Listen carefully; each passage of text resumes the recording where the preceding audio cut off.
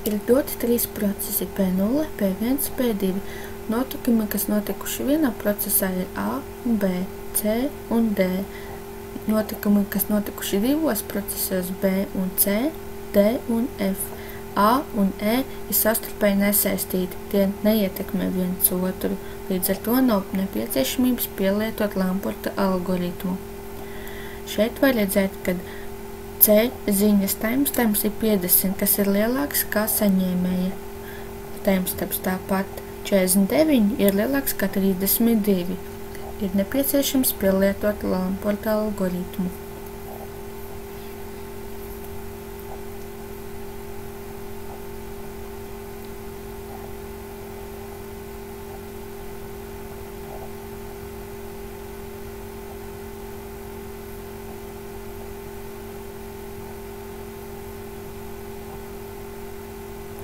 Redzam, ka 50 ir mazāks kā 51, kurš ir radies aizvietojot šo, pieskaitot klāt 1, attiecīgi pārējiem.